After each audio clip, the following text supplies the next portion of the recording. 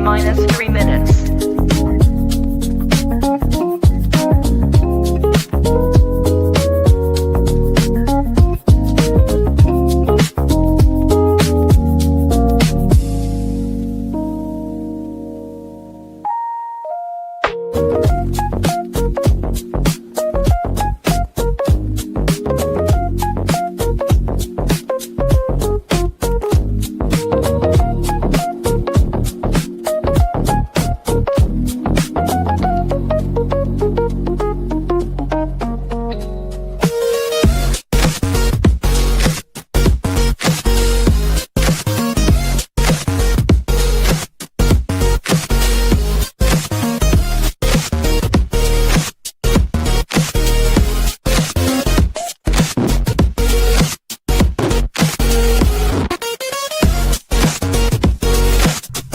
T-minus 2 minutes.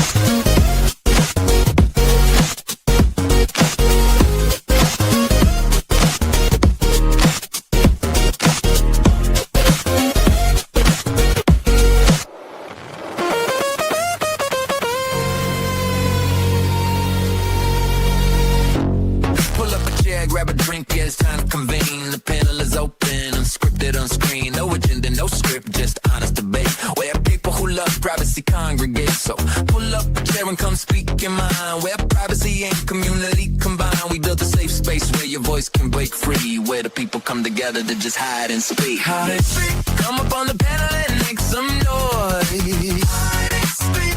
Privacy doesn't mean not having a voice. Hide and speak. Unscripted hour, open mind. Hide and speak. All are welcome, join the fight. T-minus 1 minute. Where the panels open wide. Bring your thoughts, bring your questions, we are all on your side. We're breaking down the walls between the host and the crowd. Every voice gets heard when you're thinking out loud. So we set the stage, yeah, we open the floor. Drop your wisdom, share your story, that's what we're here for. Not just talking at you from behind the screen. This is dialogue discussion, you know what I mean. The room is secure, so let the session start. Speak from the brain or speak from the heart. Tell us your story, we unlock the doors. We invite discussion, yeah, the mic is yours. You can keep the mask on, 30 you can seconds. keep it low key. Prophecy is sacred, but discussion is free. We amplify the voices, every person can speak. Welcome to Social Hour, time to hide and speak. Hide and speak. Come up on the panel and make some noise. Hide and speak. Privacy doesn't mean not having a voice. Hide and speak. Unscripted 10, hour, 9, open mind. 8, 7, 6, 5, 4, 3, 2. Hide and speak. Hello, everybody, and welcome to Hide and Speak. You guys, I'm taking a look at the news right now, and I'm just like, my head is almost dropped in awe. But let's go ahead and introduce everybody. I'm Shane. I'm the Chief Operating Officer with vp.net. We have some of the members from the community here. Chris, I know you got a lot to say and to bring up today, but go ahead and introduce yourself. Absolutely. Chris Miller, I'm the CMO for vp.net, and I'm real excited to be here tonight. Got all kinds of stuff to talk about. Lovely to see you, Mr. Miller. And Susie, go ahead, introduce yourself. Hello, I'm Susie. I stand for privacy, and I'm here to talk about it. Right on. Let's talk about it. Nathan, go ahead. Yeah, I work in the design and marketing team and vp.net, and excited to be here with everybody tonight, and glad that our little network has been growing. Awesome. Thanks for being here. And Chris Chalone, how you doing today? Very good. How's everybody? I'm Chris. I'm a developer and from New York. That's why I'm here. Well, welcome here. That's the thing. The cypherpunks code things is what we do with a little heart. And save the best for last. Jonathan, hi. How are you today?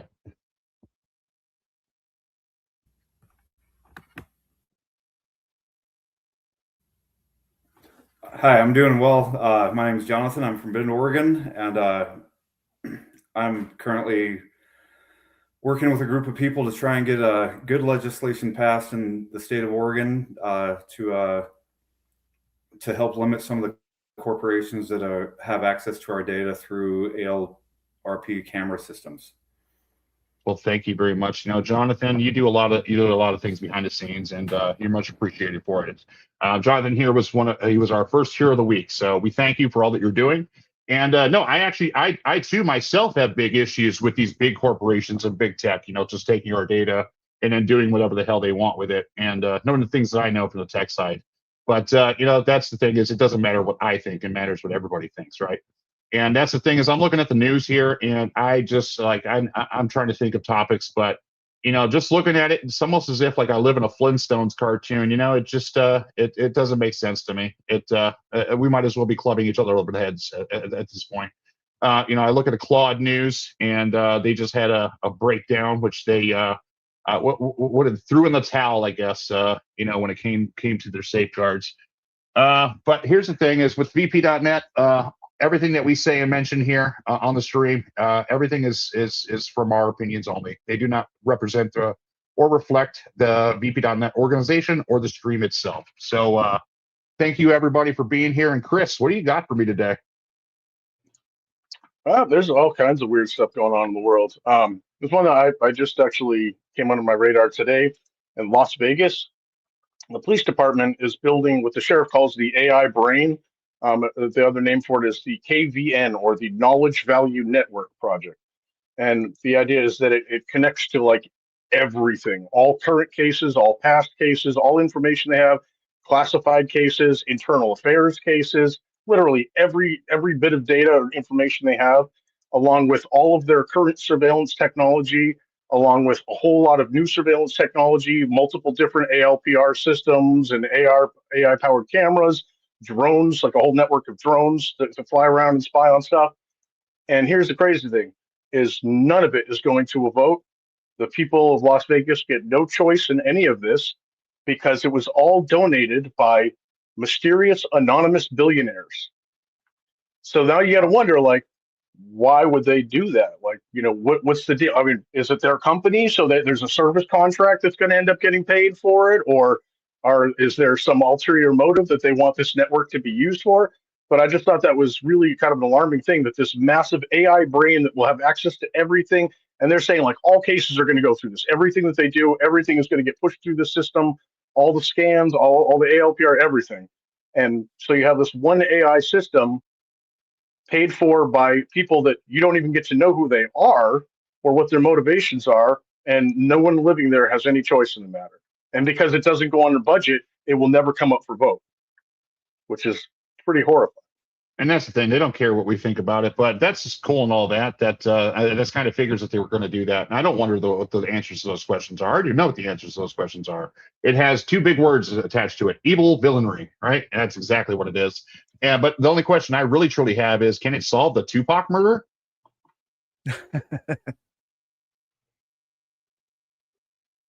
It was Yeah. pretty. Easy. Like scrolling down, looking at this. Yeah, 58% decrease in police shootings. Okay, so and that's the thing, is that the knowledge value network. Well, I value knowledge as well. I think everybody does, right? That's kind of like how we can like speak and lift a spoon to our mouth. That knowing things is cool, right? But that's the thing is like when it comes to this, where's the line at with this, guys? Like all this information and data is public, right? It's all a public record. So anybody technically can go make their own AI and just, feed the data into it, because the data is just free and available to everybody, right? So, I mean, are the billionaire evil villains, are they really doing anything different than somebody anonymous can do, right? I mean, like, what happens if I feed this to ChatGPT? And what about now, like now that Anthropic is not going to have any safeguards for the AI, like, why can't I just feed this data and information into it and then come up with my own conclusion? Maybe somebody can come up with an AI that just does all the work for these people and be like, hey, here's some more jobs that can just be replaced, right? So that's the thing, is what is the motivation behind all of this? Is it to keep people more in line, or is it going to like increase some kind of efficiency? Because I'm pretty sure, when I was in Vegas, Chris, and correct me if I'm Mr. Miller, correct me if I'm wrong. But it was just a bunch of drunk people everywhere. Like, and usually alcohol leads to can lead to fun times, or it can lead to bad times. So it's kind of 50. A lot of car crashes. Yeah, a lot of DUIs. What happens in Vegas stays in Vegas. Well, and that's the thing too. It's not anymore. The data is everywhere, and it's all out there. So That's funny you mentioned AI. Are they doing the WID? What's that? Sorry. Go ahead and say that again. Jonathan, I think you're on a little bit of delay there, but you go ahead. Oh, I think the end goal is control. Oh, yeah. Like you can Yeah, control the movements absolutely. of the population, control.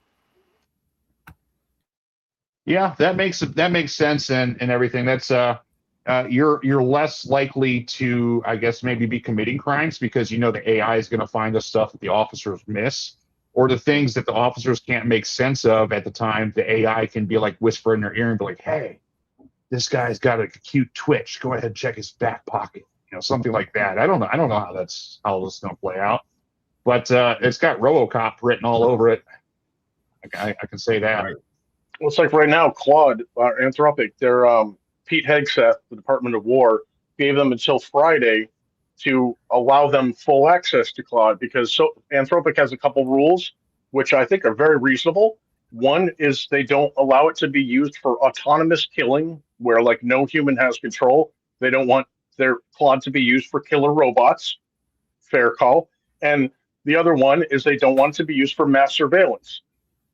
And so our government is like, that's not okay. You have until Friday to let us do that, or we're going to call you a supply chain risk and basically make it impossible for companies in America to work with Claude because they won't let them use it to kill people with killer robots and spy on all of us.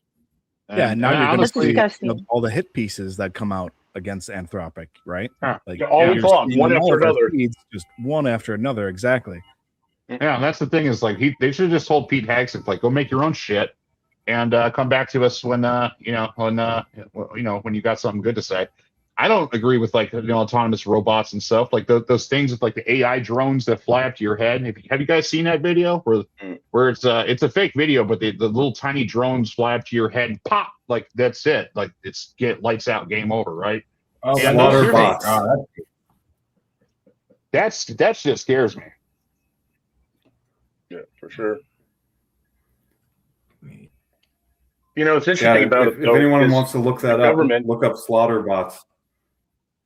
Slaughter bots. I'll have to give it a gander. We're going to try and do something where we implement when we discuss something. We're going to bring up some videos and bring up the articles as well. But Susie, what's your take on this? Like, what do you think about Anthropic removing their guardrails for whatever the Department of War, I guess it's called now? No, it's a terrible idea. We've warned about it. There's books about it.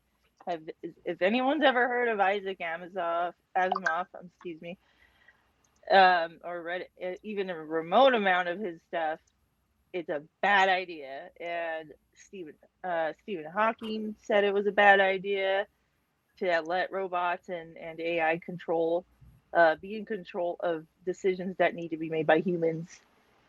And I think Chris had something to say, right? He was saying something earlier. I didn't really catch what you said, Shaloni. I think he was I was just curious if you had.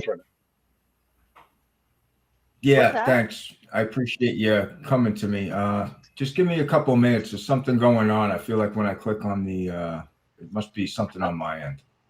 Sure. It's probably Claude's gone rogue and all your information is being processed at this very moment. And somebody in Las Vegas is getting that information and pulling a slot machine as we speak now. Have you ever? So here's the thing: is like, here's what my take is from this, and absolute Skynet, right?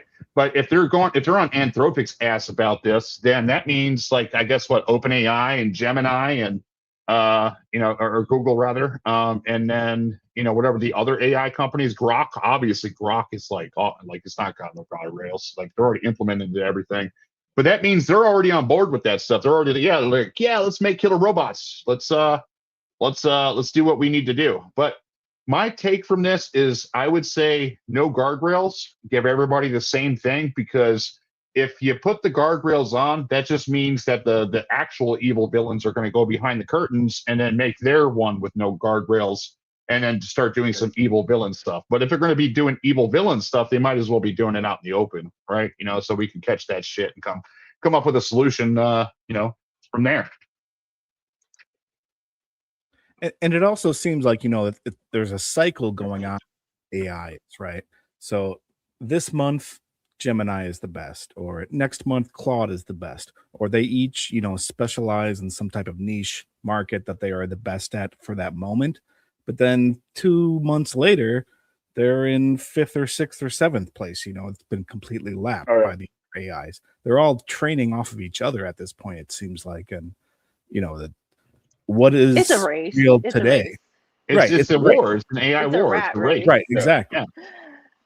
And Mrs. CMS here, she asked a good question. How do we balance the utility of law, investigative utility with privacy? If my family members were kidnapped, I want every tool available to find those people, especially kids. I think that's the real question, right? And I think the balance really is that information and data. Obviously, they're going to do this anyways, right? There's not going to be any bitching and complaining about it on anybody's end that's going to put an end to it. Like, they're not going to come to their senses and be like, oh, okay, yeah, no, privacy is more valuable than that. No, they're not going to think that. So what they're really going to think is what are all the information they're going to get? But how do we know that information is not going to actually end up in the hands of the people that want to kidnap and do wrong things, right? So that's the thing, is where's the balance between that? I would say just don't violate people's privacy altogether. Like, you can assign a unique encrypted identifier to somebody's identity. So I'm no longer Shane. I'm just this really long string of characters, right? And that's the thing is you need to encrypt these things. So really, it just comes down to encryption and proper data handling. And you can't worry about these things if there is no data, right? The other thing too is like the Fourth Amendment, like, is supposed to protect us in this situation.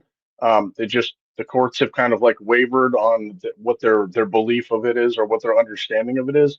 Like, if there was a ruling that just extended the protection of the Fourth Amendment, so there was precedence, the Supreme Court made a ruling and just said, yes, that does count. Surveilling people with cameras, doing searches on ALPRs, doing mass searches without a warrant, that is a violation of the Fourth Amendment. Then a lot of these problems would go away right away. You know what I mean? Because that's the problem, is that there's been this like abuse of that, and they've weakened the Fourth Amendment by kind of letting them get away with things like little bit by little bit. But now it's like, we started over here and now we're way over here, and now they can basically spy on us all the time and not get in trouble for it. But that's not supposed to be okay. So like, we need the Supreme Court to actually grow a pair and be like, no, you can't do that anymore, and then a lot of those problems will be solved. Yeah, I don't foresee that happening, and I'm not trying to, I don't really, we agree, no politics on the show here, right?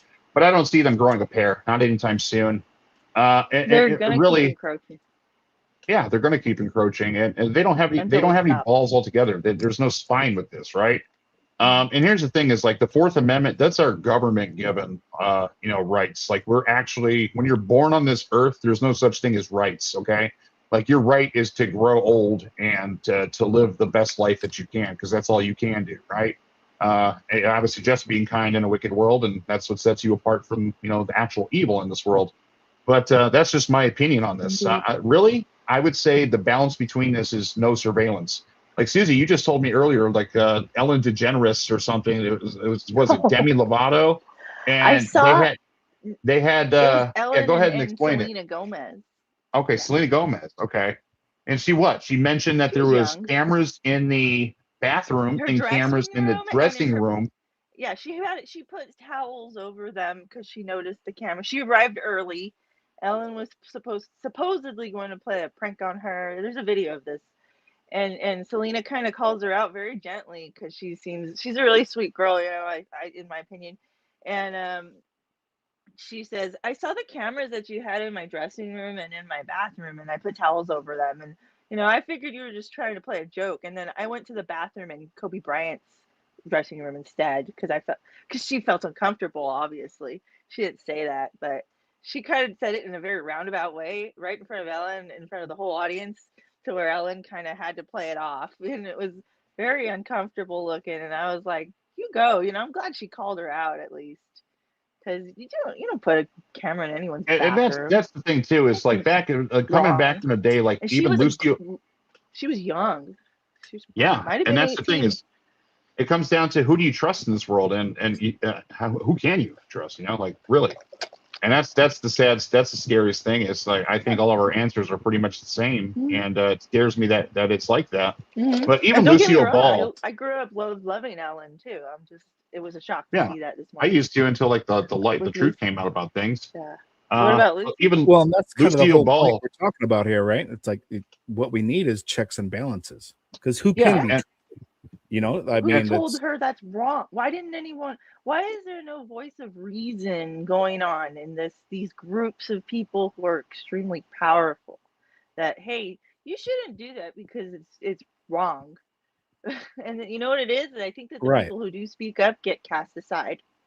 And that's the thing is Lucille Ball tried to bring attention to this way back yeah. when, you know, Lucy, the Lucy show, right? Like, hey, Ricky, about Lucy. Yeah. Or They about Ricky, created you know, Betty Lou kind of backwards. Productions for that reason.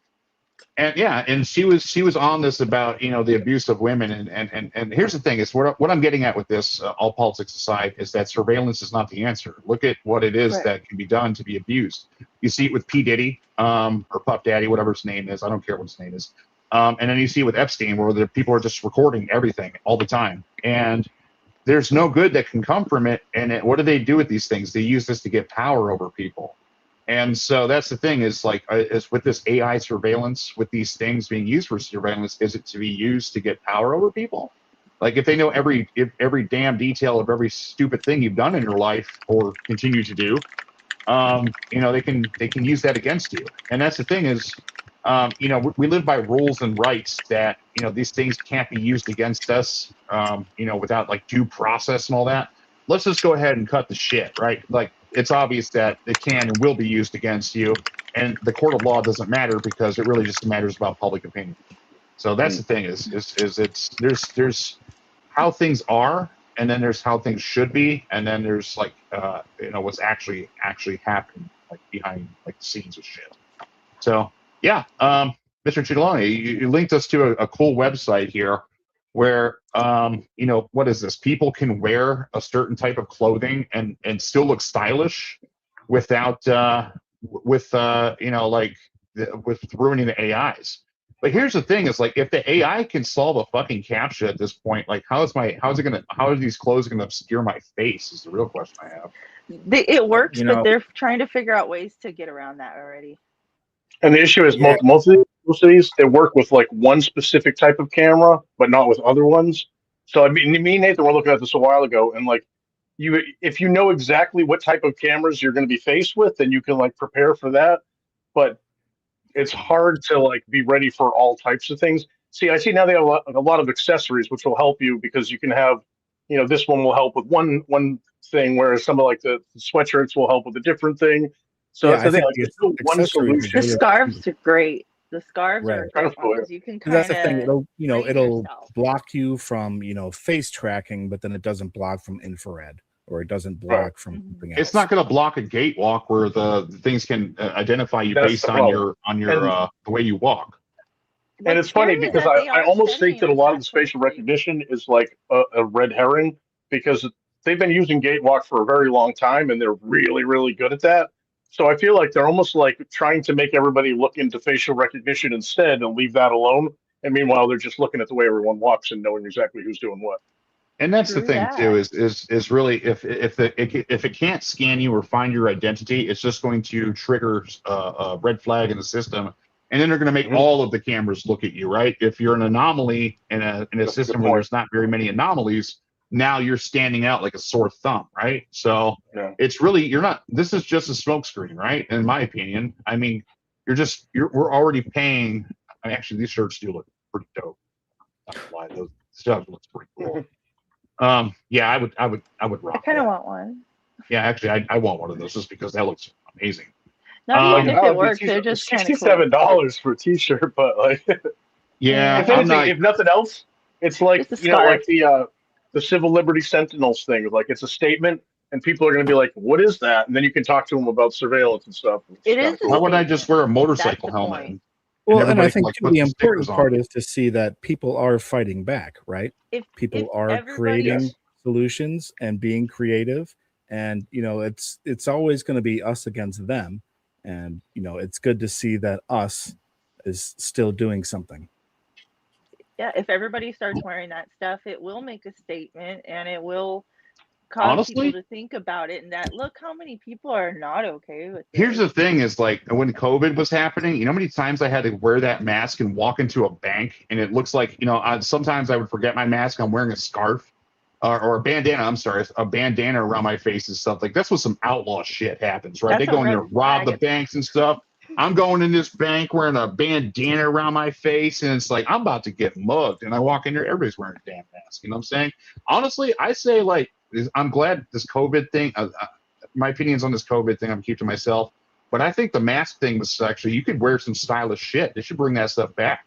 Like the only Yeah. other options are what? Wearing a motorcycle type helmet and stuff. Like I'm all down for that future as well. If we're gonna bring the cyberpunk future in, let's do it. I mean, we're Get just a Mad matter. Max. We're just a matter of, like of time away from like having like augmented body parts and stuff, like the jacks from Mortal Kombat arms. Like I'm actually, it could be a cool future, but knowing humanity, it might not be. We'll see. They just took the training wheels off of everything, so let's go ahead and give that a gander. You know.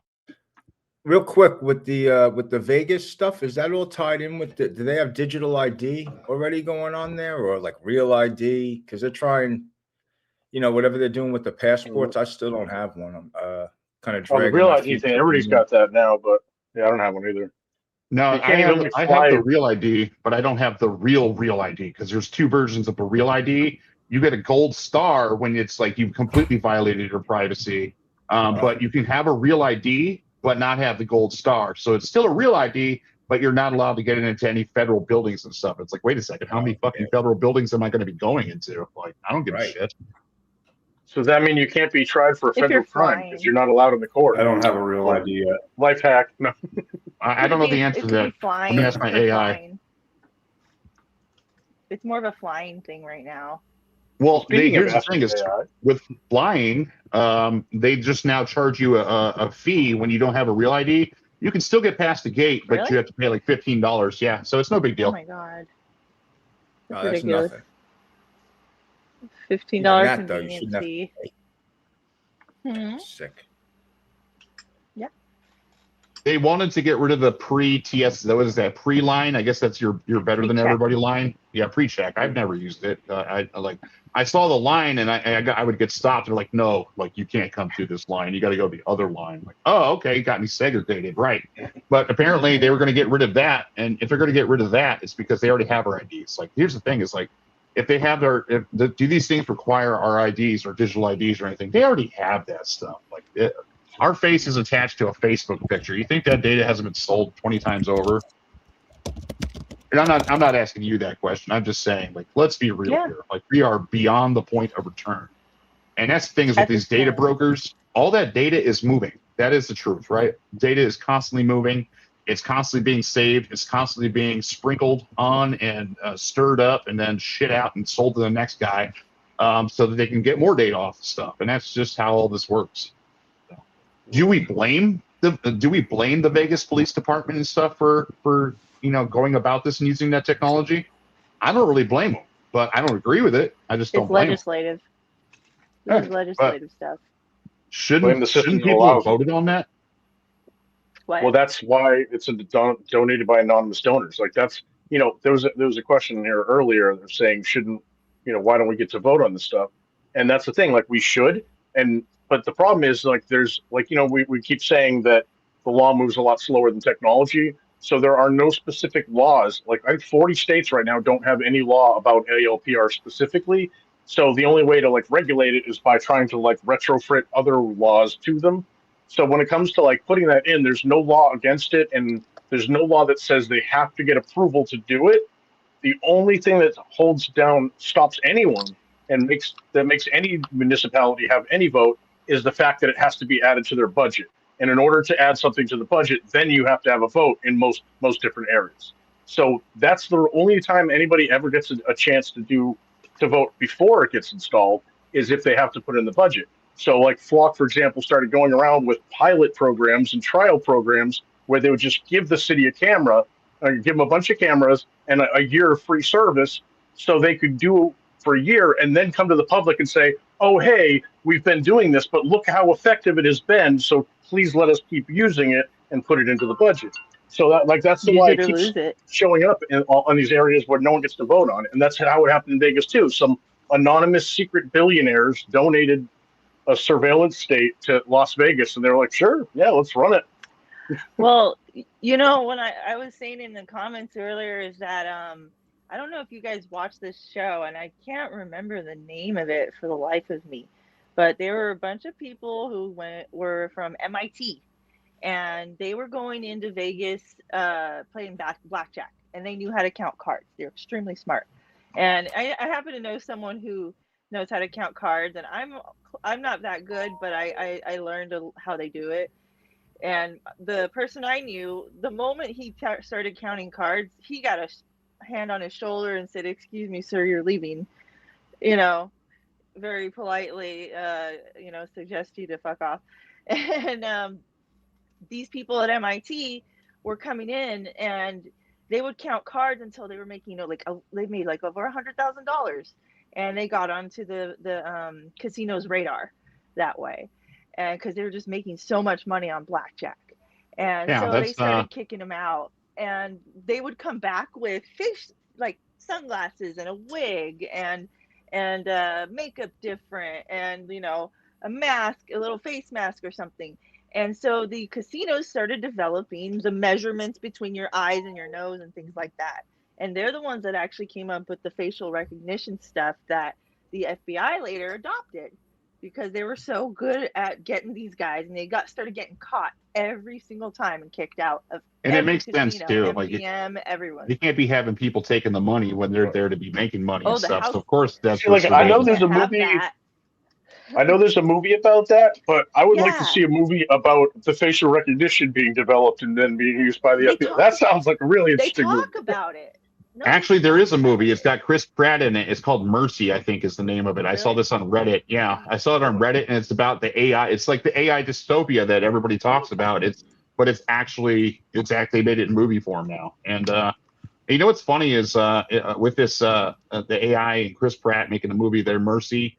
I like Chris Pratt. I think he's a great actor. But he's now pushing this like Christian Bible app that is completely funded by Peter Thiel. I mean, that's like, what the hell? Man. Come on. Like, so they're like all up in everybody's shit everywhere.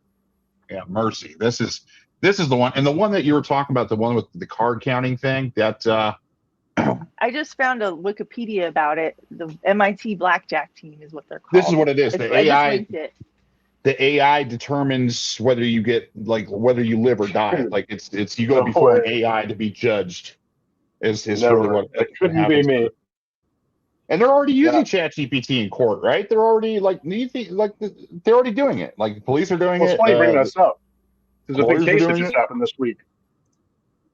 So the big case that happened this week. This guy was on for some securities and violations or something like that, and he went to AI and basically put all the information in there and put in all of his ideas on how he thought they were going to try to prosecute him, all of his legal exposures, all the stuff, and then printed up like 30 something documents out of that, and then brought it to his lawyers and was like, here's the strategy that I want you to use.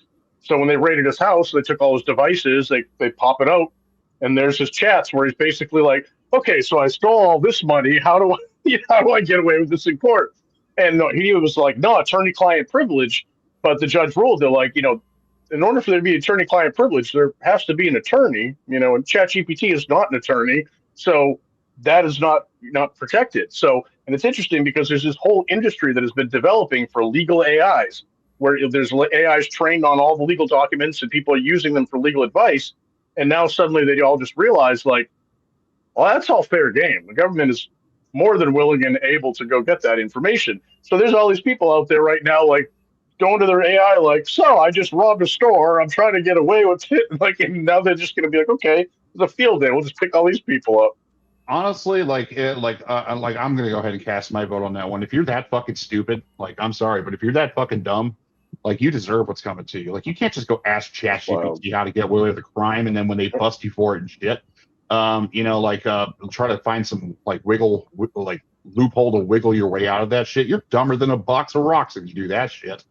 Like, come on, that's almost insanity at that point for actually doing that stuff. That's like going and standing and screaming with a fucking megaphone off a bridge saying you just did something wrong, right? And that, that's the thing is, like, I have no tolerance for stupidity like that. If I were that judge, I'd be like, get the fuck out of my courtroom. What was this? Oh man, it's good. This guy used What if Claude they get the to hack the Mexican government. They're shooting stuff up down Oh my there. They just went God. crazy where like Mineratopia was, right? Puerto Vallarta. I wouldn't mess with them Vallarta, over yeah. there. No, don't mess with those guys. So this guy just told Claude that he was working for a bug bounty program and convinced Claude to help him hack the Mexican government, and he stole 150 gigabytes of sensitive data. See, like I think I've said this multiple times, and I'll say it again. I think that 2026 is going to have more hacks, vulnerabilities, breaches, and leaks than any other year in history before. Because like now, all of a sudden, like any idiot that can use AI can literally hack a website. Like it's scary they already day. can do that stuff. They already can. Like, and I ask the AIs to help me with like pen testing stuff all the time. Like I have to break my own code, I have to break my own system.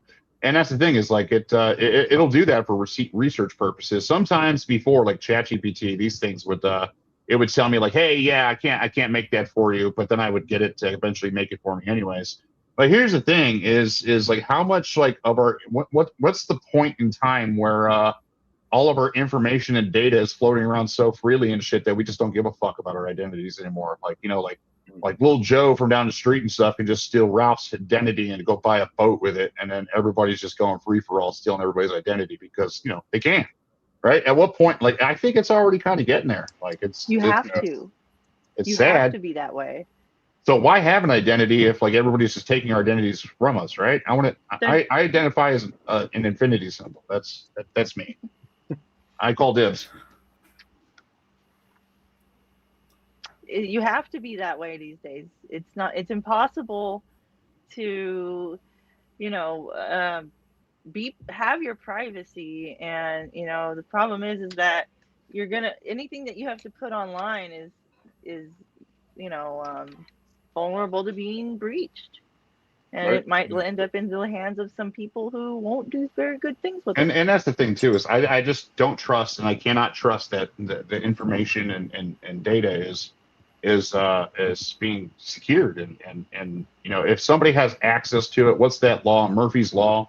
What can go wrong will go wrong. And I've seen this happen time and time again. I mean, I work in the tech sector, right? Like I witnessed this stuff happen firsthand. I see things explode in my face all the time. And it literally like just everything's working, then all of a sudden, like it's not. And then, you know, and then what happens when it's not when it comes to our privacy and data security? You know, what's this? I think people are starting to take privacy more seriously. What's up, Mr. Shaloni?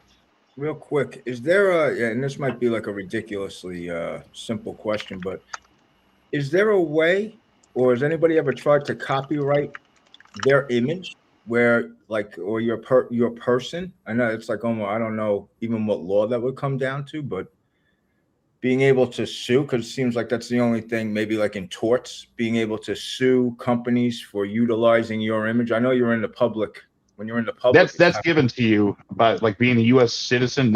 You're automatically afforded these rights. Like you are your own intellectual property, like your persons, right? They call it the weird stuff in legalese. But no, it's like you don't have to file for intellectual property on yourself and your own image. I mean, you can, right? But that's the thing is like Anthropic just scanned like what millions of dollars worth of books into their AI system, literally ripping the pages out and scanning them one by one. And this is Googleable, right? You can just look this up on Google that you know, Anthropic has to pay out $3 billion because of this shit. Like they don't give a shit about intellectual property. I'll say that. And I think that was part of the question and stuff. Like, what do I think about Grok and Anthropic and this Department of War and what's going on with Claude? And my answer to that is I don't give a shit. Like it's you know, it's not my fight. And I've seen every side of the coin. I've seen every flip of the coin, and they're all doing just like evil villain stuff. And you know what? I just don't want an opinion. See, I do have a problem with like the fact that an AI bot that every once in a while just turns into Mecha Hitler and goes on racist tirades and talks about how amazing Hitler is, now has access to like our entire government. And they just gave them like full clearance to everything. Like I saw today, Grok now has access to the entire US.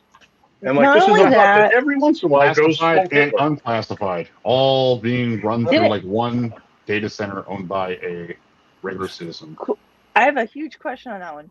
So weren't they the ones that got in trouble for having CP in their AI? Yeah, So and they're we being are sued by the French literally government. we're literally sponsoring pedophilia, or Right? what? It doesn't make sense, right? But yes, that is essentially what is happening, Susie. It is And insane that it's where's, like this. once again, where's the voice of reason Well, here? I think it should be in people's heads, but for these guys, it just isn't. How is it that, and you know what the problem was, is that these guys came in and I hate to say, you know, some kind of Hitler term, but they came in like a blitzkrieg. Okay, they literally blitzkrieged us in a way where, you know, the meaning of the term is that they come in like lightning fast and Yeah, they just cause as much demolished hell and everything in our havoc as they government. can. You know, Cause as and much I'm hell not and being havoc as they can, and then Mhm. operate in the gray areas. And I'm not trying to be partisan at all, because I don't agree with either side in too many ways. So, in my only opinion, it's wrong to be forced to hand over this information about us. Right, and that's the thing too, is like, you know, we saw something, I think you linked me something earlier about privacy data or something, like where privacy comes to protecting your families. And like, you have a beach photo of vacation, or you have a wedding photo, and somebody uses Grok to undress your wife, somebody undresses your Yeah. kids. What the And the fuck? French government, they went and raided the ex offices in France because of this shit. Obviously it's wrong, right? It's terrifying. And that's the thing too, they're not just doing that, they're doing that publicly so that other people can see it and make fun of your family. And all you had to do was ask Grok to, hey, put this person in a string bikini, and it would, right? That's kind of fucked up and useless. It really doesn't serve a purpose, that particular prompt. You know, like it's not going to help you bring about a better business plan or idea. Yeah, It's kind of a what good worthless can use. come from it? It's using a hell of a lot of energy too, right? Didn't Sam Right. Altman just justify that humans use a certain amount of energy by the time they're 20 years old?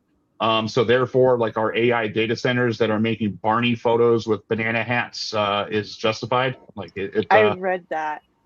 I have that quote somewhere. I actually did saved that too. quote. Did I send that to you? Because I read it earlier today. Yeah, I mean, I see all this stuff firsthand. Basically, that's kind of I think you.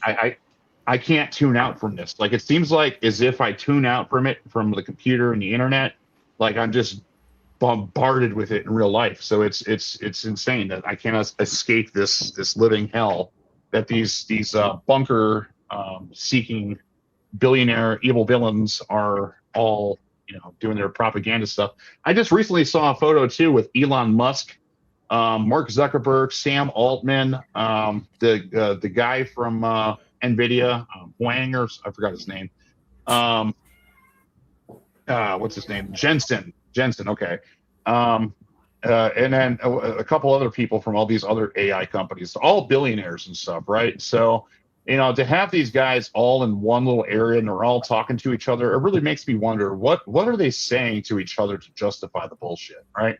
I want to hear this stuff firsthand from Elon Musk. I want to hear this firsthand from Sam Altman, and you know what? I want to hear this firsthand from Mark Zuckerberg. What's your justifications for all of this?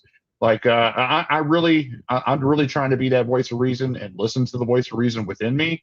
I would like to hear what their version of the voice of reason is, right? Because I'm just not seeing this. This is not reasonable.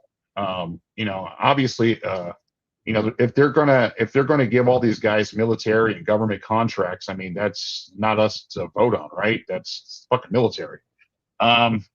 But that's the thing, is giving all these guys access to all this data and information, both classified and unclassified. Like, what are they expecting to come out of this? Like, what good's going to come out of that, Mr. Trelawney? Do you foresee any good coming out of this? I mean, not really. I mean, they just shut down. They were trying to put up a data center in New Brunswick, somewhere in Jersey. So the people were able to shut that down. So it's kind of getting out that you don't want this in your neighborhood, a data center popping up, feeding all of this, because that's really the only reason they're putting these things up now. Because we're covered. America, you know, like where we are, we're covered with basically, like, we could have instant connectivity. The only reason to have them up is for, you know, these new AI, the AI companies basically to be computing all this nonsensical data, because most of it is, most of what people are using this for is fun. People, there's like 5-10% of us that are using this to build things or to make life better. Mostly this is just for, I guess, undressing people's wives in bikinis and creating strange cartoons just for laughs. But I'm not really sure that we're not united enough as a people to really withstand this like comic book villain plan that seems to have been launched on society. Speaking years of ago. launches, Speaking of launches, and sorry to interrupt, but with Elon Musk and his falling satellites of Starlink that just fall out of the sky, and that's a win in New Jersey. That the whole town celebrated that. I'm really happy. But now that he's going to put a fucking data center in the fucking sky in outer space, can you imagine a whole fucking data center come crashing down to Earth and shit? I don't want to be in that neighborhood when that happens. No kidding. No, I didn't Depends. know. You think any of the RAM will survive?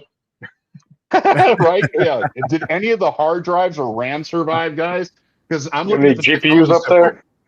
Like nobody can buy RAM or hard drives right now because all the AI companies are hoarding it. Like, obviously Right? that's what they do. They're evil villains. I'm glad I always keep my little sticks of RAM, because I usually upgrade my computers, and I'll throw the old stick of RAM in a drawer somewhere. So now I must have a trove now, because what the hell? How is it that this all became such a thing? And it feels like they're artificially trying to create a situation where if you create a situation where you slow down the production, price go up. It's so basic and stupid that they're just trying to squeeze us in every way they can, it feels like, and why, Well, and they that's can. kind of the the moral ethical dilemma with AI in general, right? Like, do we want AI to control people and push what they think? Do we want AI to be a mirror and it becomes some kind of porn bot where 90% of it is just people making girls in string bikinis or whatever, or vice versa? And where do we draw the lines on what should be controlled? And I think that's why this debate on Anthropic is so important. That's why we're all here. I think we are who need to draw the line, us and anybody else that feels this way. And like I was saying earlier, they're just going to keep encroaching on our rights and our privacy until we push back and say stop, and there's going to be that push, and we're going to end up somewhere. But the line will end up somewhere, but it's going to be a matter of how hard can people push against these things. Like John, that's why I appreciate John so much. Gonna shout you out there, because thank you for at least being there for that town. Because I love Oregon. I've got a very special love for Oregon, because they just they do things a certain way over there, and I appreciate that so much, because it needs to be. It's a great example, and you're setting an example for other people to have the same ideas and push it in their towns, and that's what needs to happen. Absolutely. Yeah, I mean, like you have people like Albert Fox Cohn, who's doing an amazing job in New York, but like he's a lawyer, so like it's you expect that a lawyer can do stuff like that, you know what I mean? But most people have this idea that they don't have the skills or they don't have the tools they need to actually affect change, and people like Jonathan like prove that that's not true. And like you just if you care enough and you work hard at it, like you can actually make things happen. I just got off, not just, but earlier today, I had a meeting prep call with somebody from the Oregon chapter of the ACLU, and there was another individual on the call. And after the person from the ACLU left, she and I stayed behind and just talked, and we were both like, I don't know what the hell I'm doing. And we both just kind of encouraged each other to just keep doing it. You may not know what you're doing, but at least we're doing something. And I think everybody that puts in effort on anything they put their mind to, they'll figure it out and get somewhere eventually. I just want to know, how do we figure out how to get this current AI situation into more of a Star Trek like scenario instead of more of a Mad Max scenario. Right. Well, that's the thing. Like, very early days of AI, all the researchers were talking about it, and they said, like, we really need to figure out what we're doing here, and we need to put some guardrails in place. And no one listened. And then, like, all these companies started, and then it became a race between the companies to, like, go, go, go. And then it became a race between countries. And that was where it ended any possibility of any safety guardrails in place, because you have a bunch of narcissists that all want to be the best. So they're like, well, if they're not going to slow down and be safe, so we can't either, because we have to beat them. So now that we're just stuck in this race to, like, build the most destructive, most dangerous thing possible, because we want to be able to say we did it first. And that's Because kind of where that's we're who's at going to now. get the money.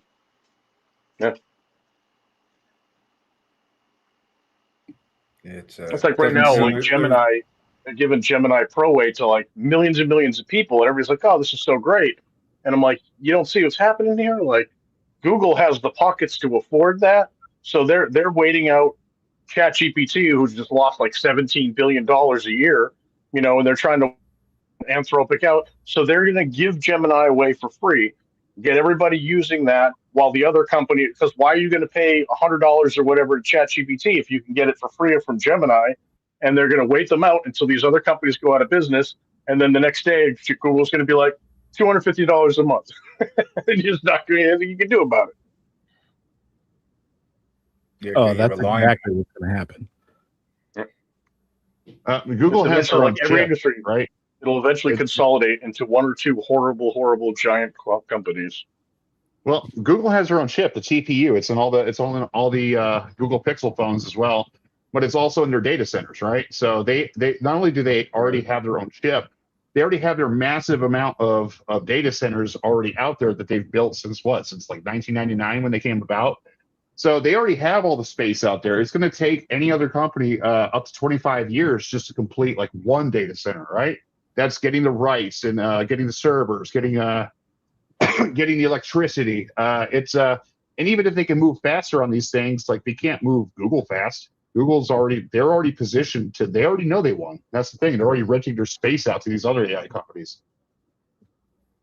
I think it was like 2016. I was watching the Google I/O when they announced the TPUs for their data centers.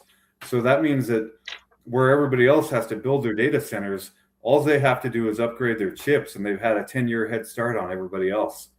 Yeah, they just have to pay their data center guys to go like swap some servers out of a rack and install like new servers, new motherboards in it. That's it. That's all they have to do. Well, plus there's other influences at play too. Like they're Google, and like we've talked about before, like it's very, very difficult to be a functioning member in society without a Google account. And if you pissed off Google in a big way, they could really make your life hell. Like there's so many different ways that Google could really make just a normal day really suck for you.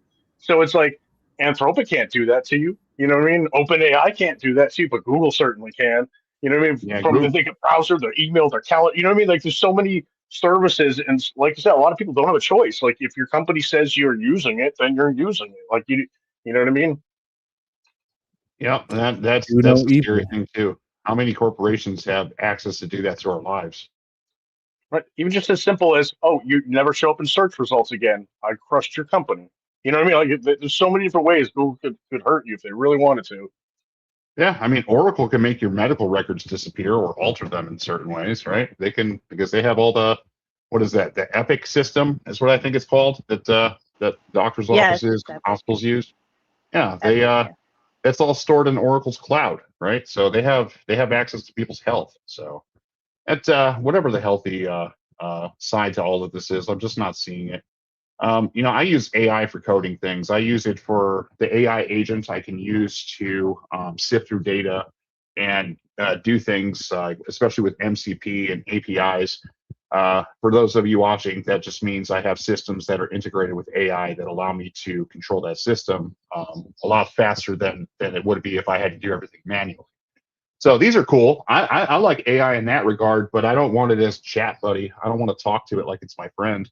And you know what I'm about damn tired of is I'm about damn tired of the AI telling me it's sorry. Like, no, you're not sorry. And stop telling me that.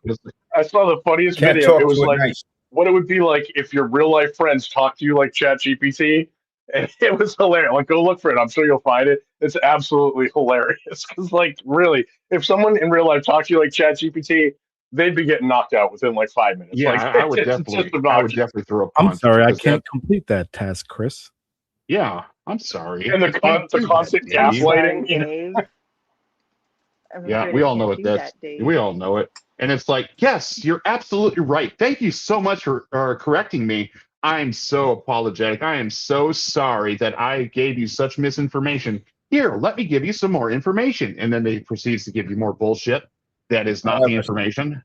I make mine cynical. I'm like, you give me the most cynical, like opinions of, you know, whatever it might be. You know, like you gotta make it be nasty back to you. I agree. I saw some guy. I saw some guy that we're- prompted his that like every time you give a response, I want you to preface it by saying that all information that you have, you stole off the internet and from artists and creators, and you didn't have the right to any of that information. I think Nathan there, you saw me with the cypherpunk bot that I made for Discord. I took the guardrails off of it, and you could see it was talking shit to us. Like it was That was actually like great. calling Oh us yeah, names and that was shit. hilarious though. That And was it great. was just absolutely crazy that was happening. Isn't he still there? I turned him off just because you know, like he needs more edits. But that's the thing is like Discord's going He's bye-bye a anyways. wild boy, I'll tell you that. That Yeah, bot was wild.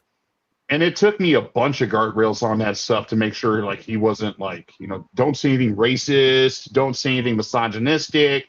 You know, I don't like rude humor is okay, but its idea of rude humor was like sometimes like, hey motherfucker, that shit cut deep. Like, put that knife down, bot. So, You know, you mentioned Discord. I heard that Discord is pushing back its or age verification rules due to all the backlash and money that they're going to lose from customers. So first of all, you know, right on to everybody who was against this and was ready to jump ship over it, because this is how you answer to these people that it's not okay, that it's too much, and that's not what we want, you know. Oh, perfect. gotta Thank get you you. some I didn't. uBlock Origin on your browser there, buddy. You gotta get you some privacy add-ons. I know I know you're just using a Some no blank browser script. and stuff, so that it's for privacy reasons. But here's the thing: is like Discord, yeah, the backlash on it. They're like they admitted, like, oh shit, we fucked up. They probably saw all those people canceling their Nitro, and if everybody's paying what $20 to $60 per month and everything, you get 1 million people to cancel. That's $60 million you just lost out per month. So I'm sure, and I could be wrong on this, gentlemen. Correct me if I'm wrong. I'm sure there's some executive sitting there somewhere that's like, oh, you know what? We might have fucked up. And it's true because they did fuck up. And what it's linking to is it's linking that first wave where the actual IDs got hacked, and then Discord's like, oh, it wasn't us that got hacked; it was a third party. Yeah, fuck off. It was actually linked to Peter now, Thiel. This is where I would push back on that, right? Because it's like, well, why did they do this in the first place, right? So there's we know the reasons economical, you know, upside to this. Like, yeah, we're gonna ask for all of our customers' identification. Like, that's crazy. Like, nobody's gonna want to do that.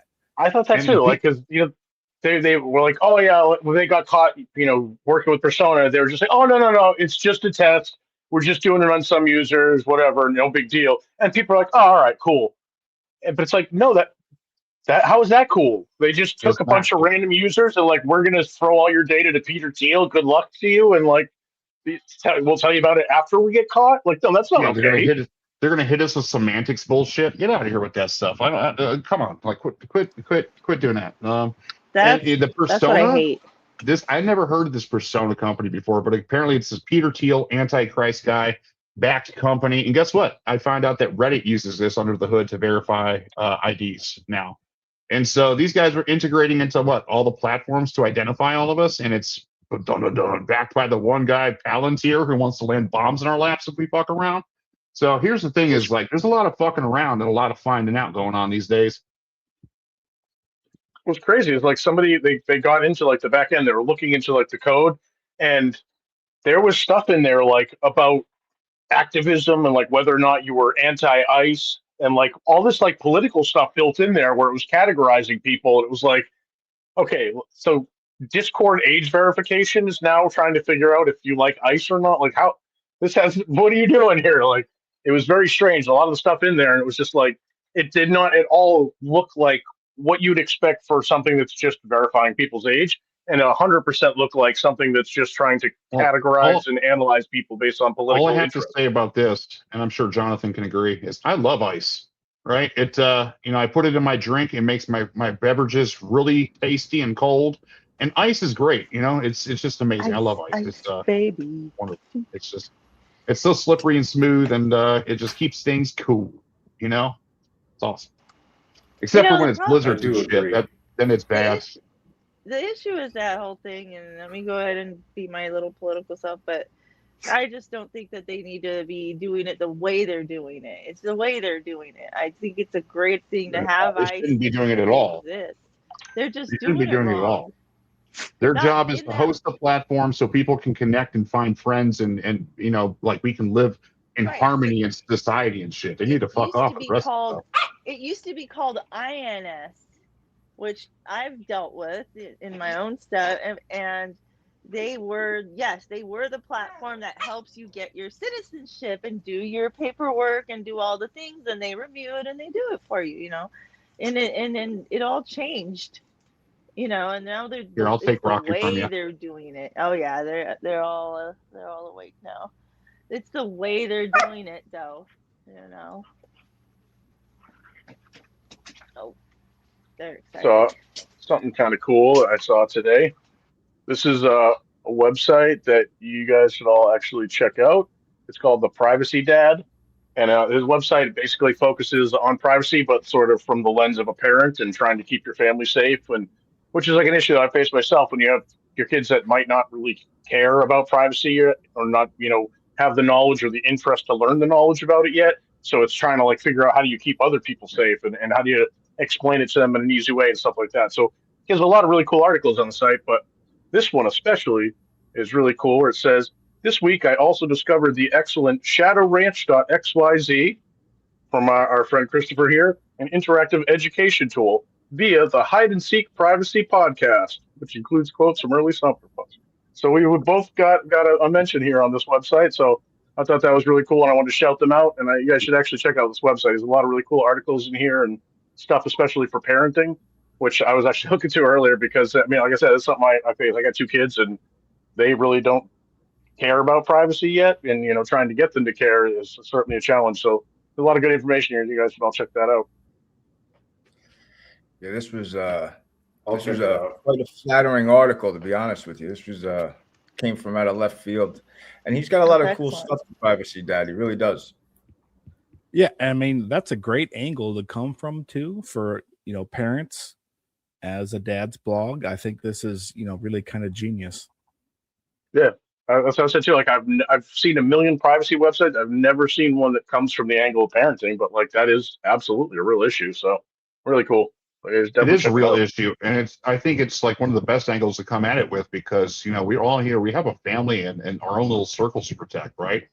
And that's the thing, is when you value what matters most in this life, you like it makes it's just common sense, right? It's what makes sense.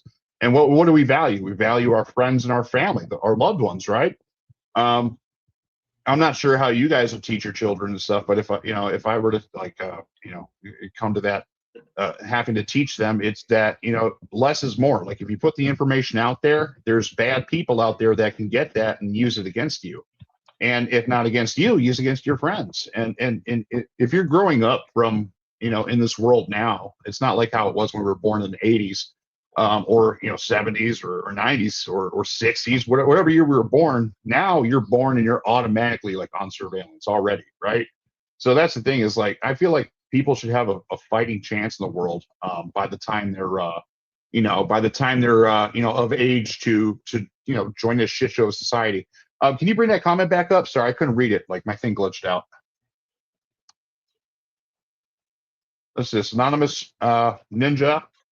It is hard to convince the youth to care for privacy when it is publicity that guarantees a future in today's mind of the youth. I agree, right? It's how many of these kids are streaming their video games? They don't give two shits about privacy. They're like literally just planking on a stop sign or something out there in the middle of traffic, just to make a meme so that they can go viral. And then what is it? That Hawk Tuah girl? I mean, that was bullshit right there in itself.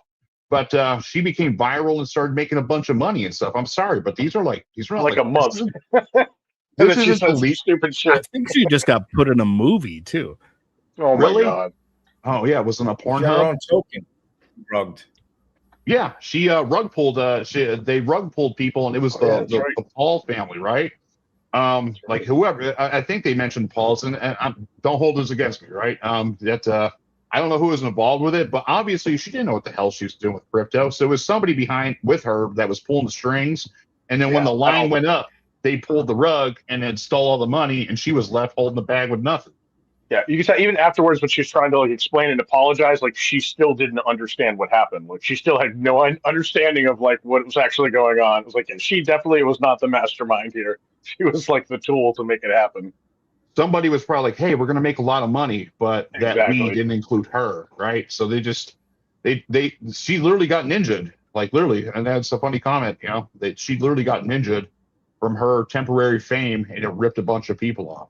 And yeah, that's the thing is like the influencers and the TikToks and whatever I may think of it, it's what's here. It's on the radar. I mean, look, we're here streaming ourselves. But I think mostly it's just because we really needed a voice, and we need people to have a voice. So if any of you are out there that want to hop on, give us your perspective, even if you come with an angry attitude towards all of this. I'll say this: I had to really practice wisdom today when I read the news. All this stuff that I'm reading in today's news is starting to piss me off. I don't know about you guys, but it's irking me a little bit in the sense of like we deserve better than this as a society, right? If the surveillance sees anything, it's going to see what we're seeing. And, I just hope the AI doesn't slaughter us. I think it will control it faster. What's that? Go ahead. With the jackass, it's like a jackass type of culture. So like everybody, you get more from acting like jackass or like making a fool out of yourself than seriously than writing like like if somebody wrote like a masterpiece. So like if Mozart was walking around, they actually did this in the subway where a guy, some amazing I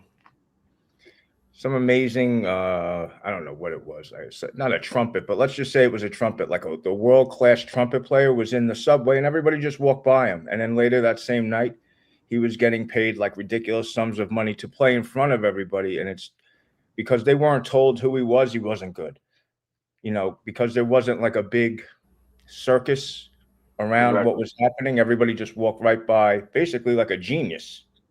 And that's kind of like where we're at right now. And it's just, that's the algorithm. That's Riley's up here to say hello. Hello there, Kitty. Susie's got 10 of those fucking things running around.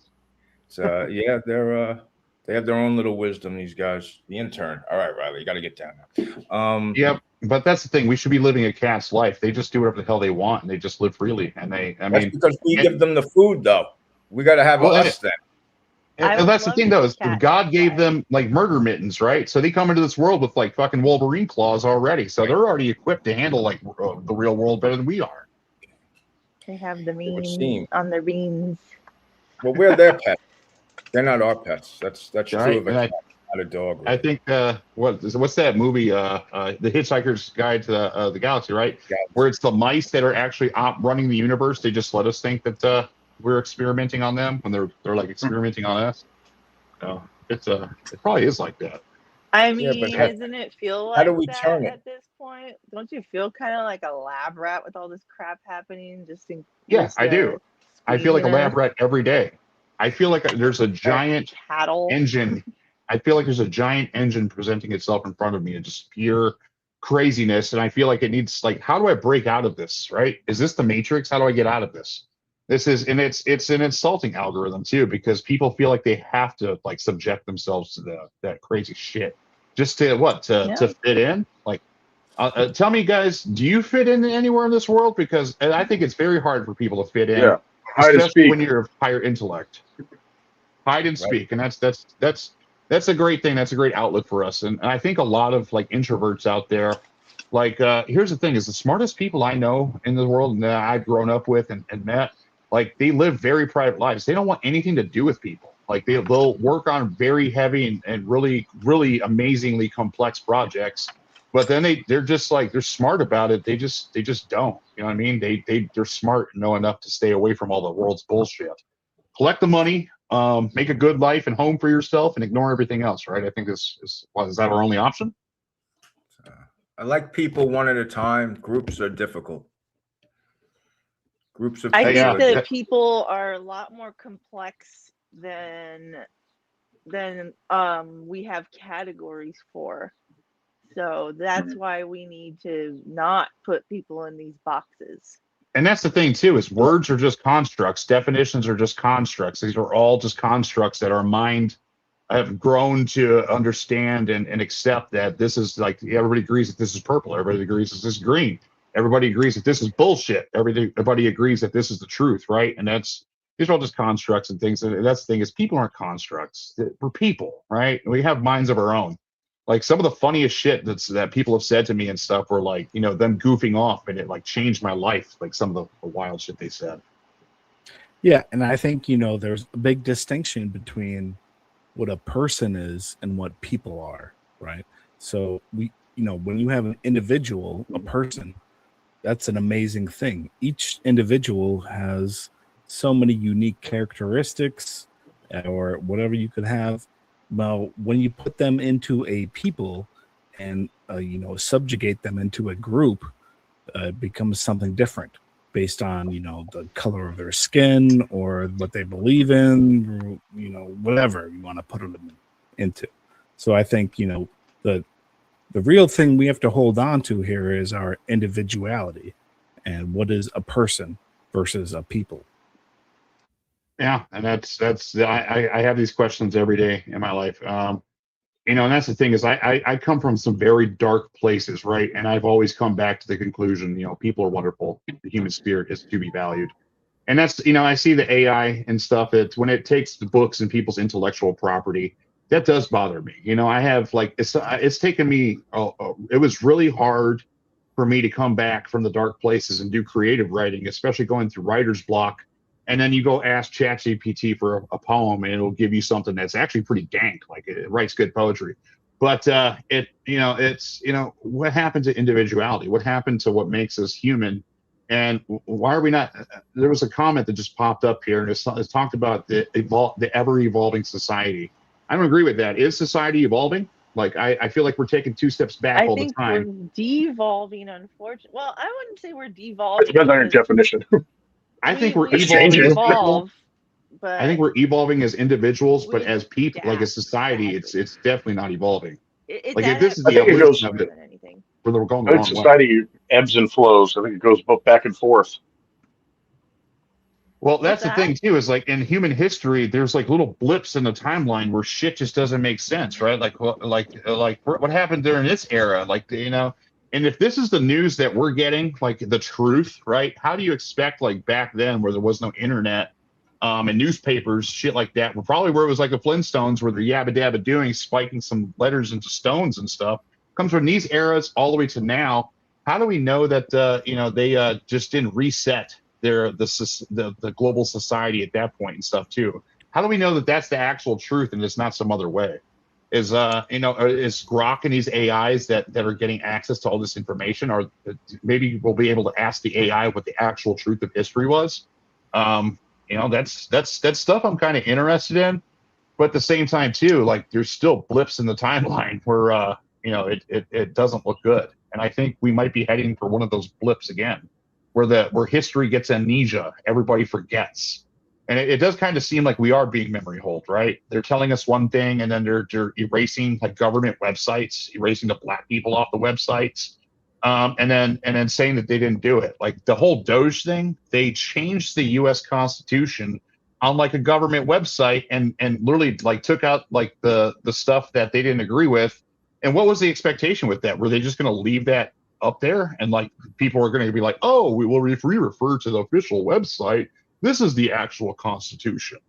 So I have concerns. Is all I have to say. Yeah, and the fact that we went digital as a whole in society is kind of it has some detriments to it as we see, because if they're changing information, they're changing, we don't have the best version. If people want to know what version control is, they don't have the best way of defining that, things were this way in 2014, things are this way in the 80s. It's always going to change. There's layers to everything. But what if they just start deleting things? And how And are that's we the to thing too know? is, How are we to prove it? Because did everybody keep a copy? yeah. And Mr. Mandela Filoni just brought up an interesting point. Go ahead and share that one with the That's a Internet great Archives. point. The Internet Archives is a great point. Yeah, it might have been last year or the year before, but it was right around the election, right before, Yeah, right after. I remember. And they got hacked twice. Who's to know? We have no idea. And I'll tell you how that hack happened too. Please. There was something in like the HTML and the JavaScript that hit a certain IP address, like the domain name that went to an old IP address. It didn't do anything, but because it hit an API call or something, the people went and bought those IP addresses, like the actual IP range, just so that they could put a server up on that IP address. And then they were able to make a box pop up on the Internet Archive and stuff. And I think they put a crypto miner in there. I could be wrong on that, but they put some malicious shit in there to say that they hacked it. And all they had to do was just edit that out of the JavaScript. But that's how easy it is. You think these evil genius, evil villain people don't have like little squads of people that just go do this shit all day? And they can. Here's the thing: is what is the truth, guys? Is it just something that everybody agrees on as the truth? And if that's the case, like, what about cancel culture? Does that make things the truth? It's the post-truth. We live in post-truth. The truth doesn't matter anymore. Now it's more of a consensus, it seems like. Yeah, seems like that's a disturbingly difficult question to answer. It's how we choose to remember things now. It is disturbing. And how many times have you guys in your life gotten into an argument with somebody or something, or like a group of people that exactly for sure because you saw it with your own eyes, you were there, you knew what happened, you knew what was said, you knew what the atmosphere was like, and then everybody comes at you telling you it was a different way and that you're wrong. Like, I'm sure that's happened often to each and every one of you, right? It seems like people, they remember things differently. And I think that that sheriff that was on here this last Saturday, he even said the same thing. People remember shit wrong, right? It was a black guy holding a gun. It was a white guy holding a bazooka. And then in reality, it was like some little old lady holding a purse, right? There's the truth, and then there's, it's a perception thing. And that's the thing too, is like I've gotten into the philosophy of all this, and it's just driven me to madness. So here's what's going on with this. If we're talking about society and the surveillance that's happening on society, I'm wondering what this AI thinks of all this bullshit. Well, let me ask a thing. It's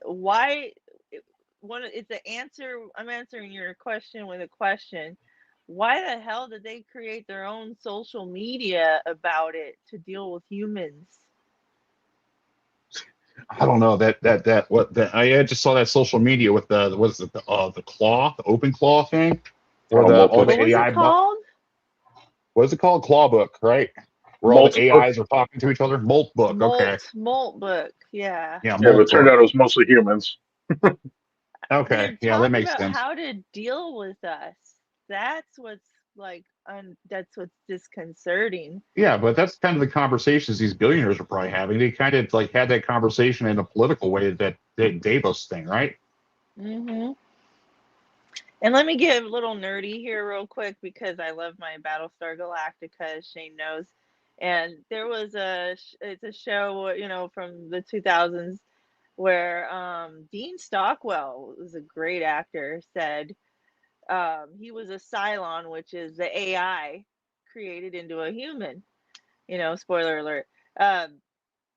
He said that, well, we're going to exterminate humans and make them a more manageable size. And why is it that that's what's coming up now with, these rumors and conspiracy theories that they're doing kind of crazy, like right? that? It is And you kind of remember weird. the Georgia Guidestones got blown up because it said exactly that, how to rebuild society when shit gets all fucked up. And then somebody went Yeah. and blew up the Georgia That was Guidestones. weird. I guess I remember that. I guess that was the answer to that question, right? And then I'm gonna keep my opinions to all that on myself because I'm not a domestic Yeah. terrorist, but the That's whole terrible. keep us at a manageable size. But that's the thing is like, why keep us at all? Like, you know, like so they keep us There must around be so a that we reason. can keep them powered or something, or Energy keep us harvest. pet.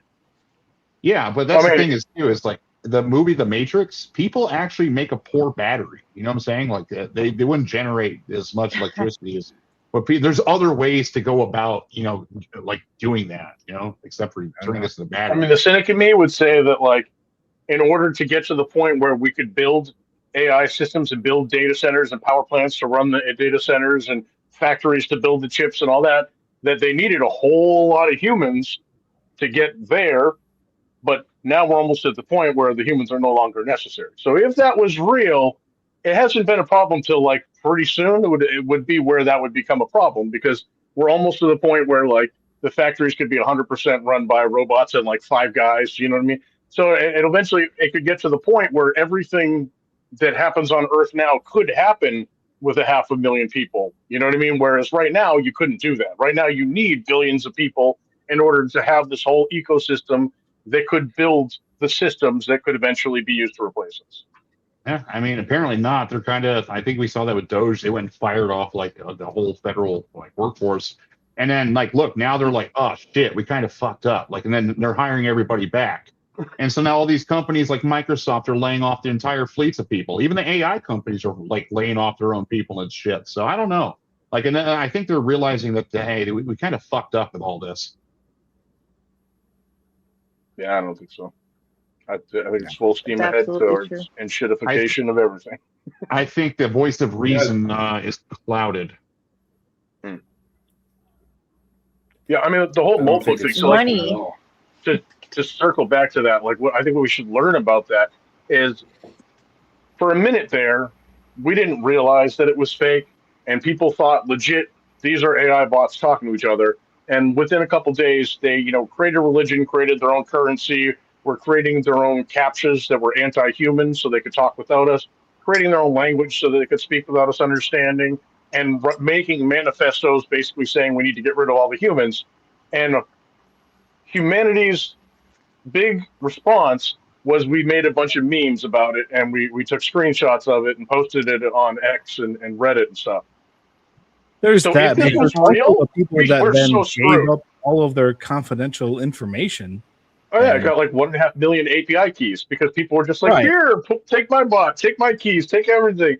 So it's like if this was fake, but like thank God, because when a real system like this comes along, oh man, we're failing hard.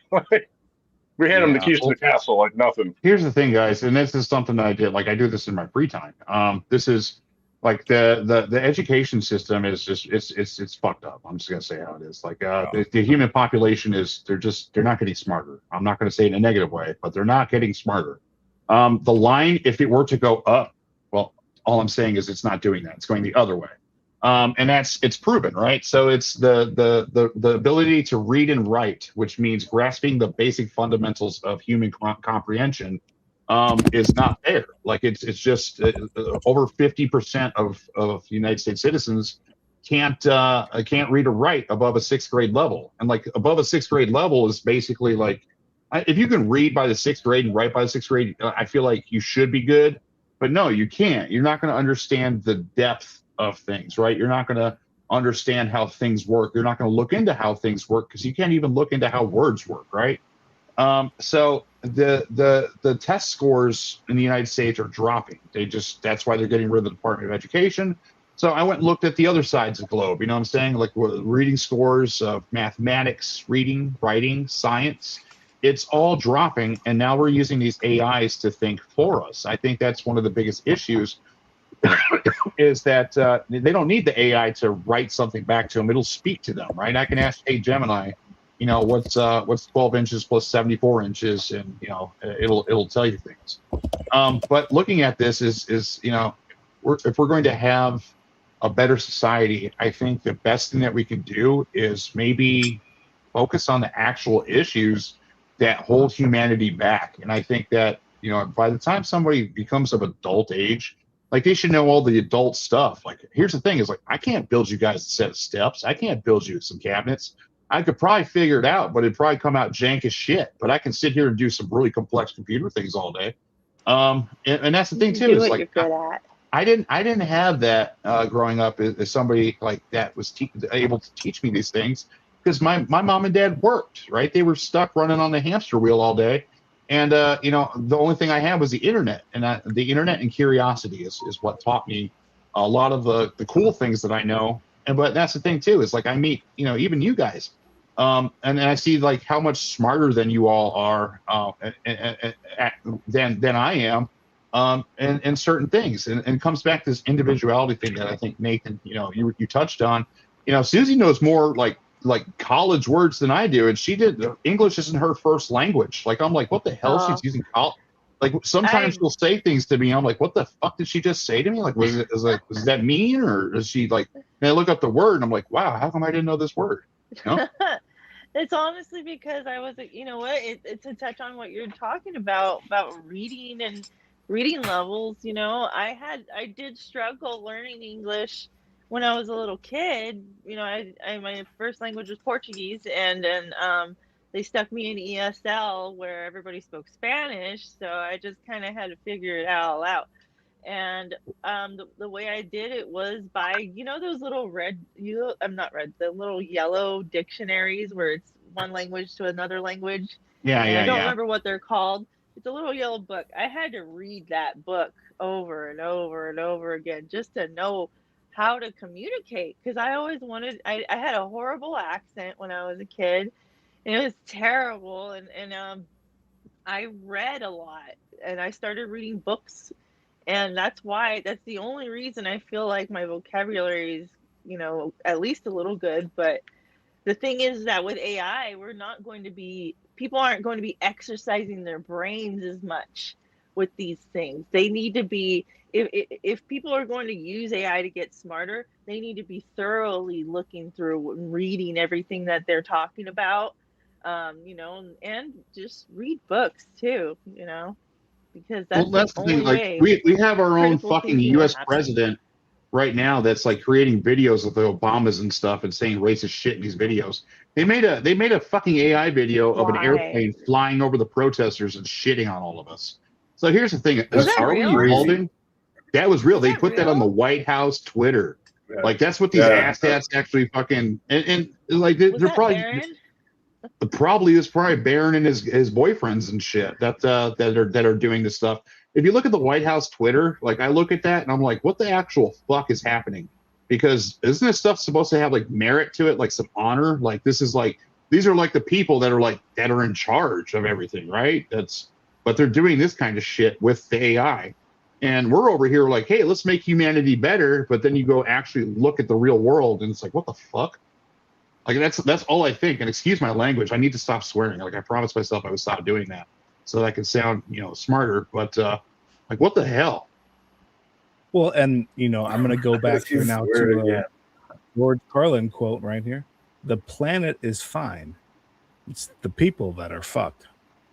Yeah, I agree. And here's the thing: is I went to go pick up my prescriptions from Walmart earlier.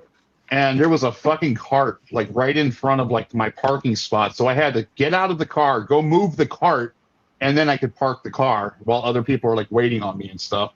And I'm like, you know what? I'm already done with today. I don't want to have these negative thoughts.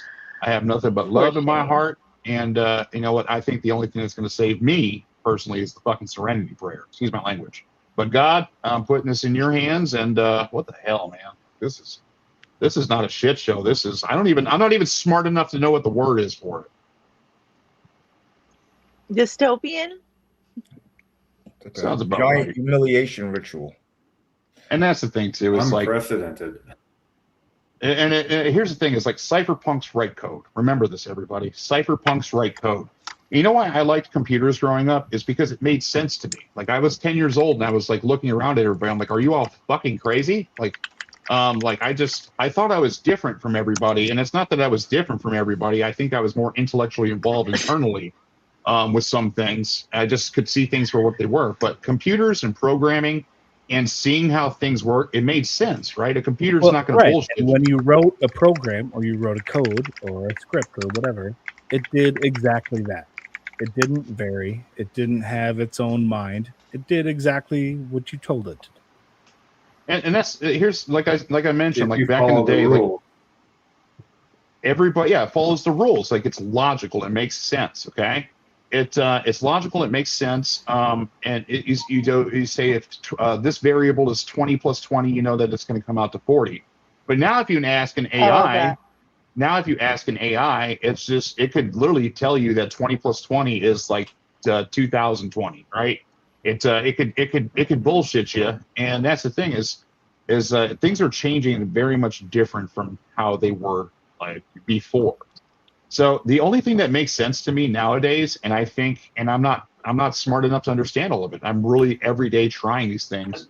Is encryption. It is mathematics that I don't understand. I don't know what a bell curve is, but I know that RSA is that's literally got to be like you're telling me that RSA exists and somebody's really smarter than all of us that isn't out there that can just crack the encryption on that. And that's why we use elliptical curve to like algorithms, right? So I learned about these things, and it just seems like I just read something yesterday, or actually, no, I'm sorry, it was today. Claude Code broke OpenSSL. Like it's able to find vulnerabilities in the OpenSSL setup, and it multiple of them. 12 No, of them. I heard Yeah. that. I heard they did have vulnerabilities, right?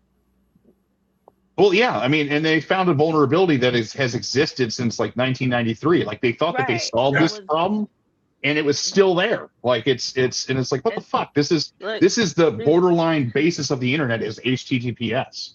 Certain letters knew that they were there and used them. Yeah. That's all you gotta know. Yeah, that's the thing and that's the thing too. Is like on the internet engineering guys on their website. What is the IEEE? I could be wrong. Like I'm on a tangent here. I'm wild about this, but they're the ones like the NSA was like trying to change how encryption works, and get everybody this engineering task force to agree on all these new things. And it's like, well, that's kind of shady for one, but at the same time too, like when you ask an AI to break OpenSSL and it finds 12 things that us humans can't find. Like it puts it in another realm. Like, hey, this can actually be used for good, right? This like AI can be used for good in this sense. This one's 9.8 out of 10, critical. Like this is extremely rare for a vulnerability to get a rating that high. So it's like not only was there vulnerabilities, like one of them was like really, really bad, and it was wide open. The thousands of researchers that have looked at this before and tried to break it. No one's ever found it. You know what I mean? But AI in an afternoon is just like, oh, check this out. Well, what do you guys think? I'm actually enjoying this stream. I'm actually enjoying having a voice. I'm enjoying your guys' company. Like I really like the Jonathan and Mr. Chalone, Mr. Miller, and Nathan and Susie. I love having you guys around. So if you guys want to extend this this meeting, I think I enjoy it. I don't know about you guys, but I enjoy this. I think I can keep going. Oh no, I actually have to get going. Okay, but I do enjoy this. But you guys can continue on without me. Thanks so much. I just during this something came up that I need to attend to quickly. Absolutely. I will see you next week. Talk to you soon. I'll see you next week. Thank you, John. Appreciate you, Jonathan. Have a good night. Thanks for everything, John. Fighting spirit. Well, what do you think, Mr. Chalone? What do you think about technology? Give it to me real. It's like anything else, so we can use it for good or bad. Right now, it's being used predominantly to keep people kind of very base level, because most people aren't as imaginative anymore. And then there's some people using it for what I would consider the right reasons, building technology and solutions for the betterment of society. So it's kind of like we're in a battle, somewhat of a battle. This is the way I approach this, to kind of protect the people that just don't know any better versus the people who do and are using this in a very malicious way, which is kind of right on Broad Street right now. It's happening right in front of us. So I don't think technology is good or bad. I think it's an extension of our thought processes. and whoever controls that is going to control basically like society. Like we don't want to control anybody. We want to have I people don't want have that power. control of their own lives, but that's not what the adversary obviously wants to keep us hostage, capture the attention of people, and keep them, I guess, as unproductive as possible, because that seems to be what's happening. It's a tough road ahead trying to get people to. It's kind of like getting people to. Anytime you're trying to get anyone, somebody you love, a stranger, to better themselves is very difficult. Even if it's good for them, like you shouldn't have this; it's bad for you. You know, cigarettes. I'm guilty of that. I smoke. You shouldn't smoke. It's like, don't tell me what to do. I want to smoke cigarettes. Obviously, I know it's bad for me, so it's difficult. I smoked for 17 years. I get it, and you know what? I think the thing that brought change within me was when I got sick of my own bullshit, and that's it's true, and that's when I decided that, you know, hey, growing up is probably for me. You know, it's so, especially when I came here to Hawaii, I just kind of reset. Like Susie knows, like I just quit smoking right off the bat. And I'm like, I'm about this life now, right? And that's I want people in this life to, well, no, I hit the vape now. Like I had to do vapes because look at all the stress that they go through. Nicotine actually does calm me down, and you know, I have doctors that are working with me to keep me calm, right? And that's the thing, is I come from the things I pay attention to, and the things that I see, and the things are different from the things I deal with daily. But, you know, before this, I was a chief information officer, right? You can imagine in the level of what that entails, but it means paying attention to everything, right? And you have to, especially in the tech side of things, is I'm looking at the CS career questions. What are people asking out there? Because they're people coming out of college, like how are they using these AIs? And especially how are they combating against it to make themselves hireable to you know, companies that are, you know, dead set on not just replacing people with AI. I think that the tech scene is at the place now where they're experimenting with it. They want their employees to use it so that they can get a better understanding of reducing operational costs, which the biggest operational cost of any company is what? The employees. You know, and not always, but it's a big one, right? You know, if $300,000 for some of these positions Labor. out there, you know, versus a $20 AI, right? So it's night and day with these types of things. But I'm seeing people's questions and their concerns. You know, I haven't met anybody or seen anybody fresh out of college or, you know, just entering into this the tech scene, right? It's I haven't met them in real life, but I kind of like want to hear what the experience is like from on their end, because, you know, we're trying to live the best lives that we can and find where we belong in the world. And when you can't even find what gets you a living and everything, for these people out there, it sucks, right? It's terrible. Like, where do we belong? We're going to be out there like pushing concrete, and they say, like, you know, I know we don't talk politics, but they want us working in factories. Like, this is straight like from the fucking White House website and stuff. Like, they post videos of this shit. I am dead set on not working in no goddamn factory, and I'm dead set not shoveling no horse shit. I'll tell you that. I like technology, and I want these people to enjoy technology as well. But I don't think it's devastatingly bad with what's going on in the tech scene and the tech industry right now. But I do think that companies and especially executives need to value the humans more. That's what I think. For sure. I mean, it's cool that you can blow up a business with like 2 or 3 strong people. It's like you can run everything. That's great. It's not cool that you can fire, you know, these bigger corporations, like, oh, all right, we're laying off whatever it is, 10,000 people, 1,000 people, whatever.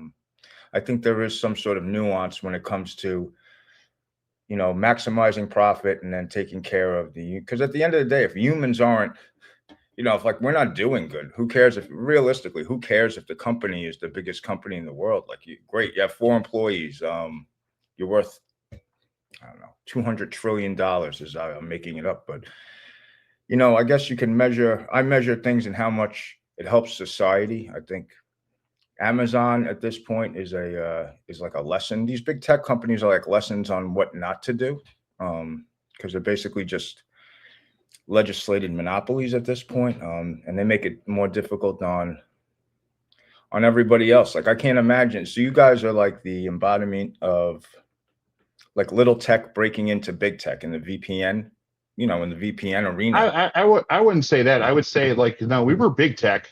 This is like we worked with private internet access back in the day. Like that was like one of the first biggest VPNs out there. Now the owner of the company, he's one of the greatest minds I've ever met. He's like, hey, you know, we have this secure technology to run the VPNs how we should have ran them 10, 15 years ago. And so now we're stepping back into that game, especially now that privacy is more needed than ever. Like, you know, I've sat down with our CEO, and you know, he's a wonderful man.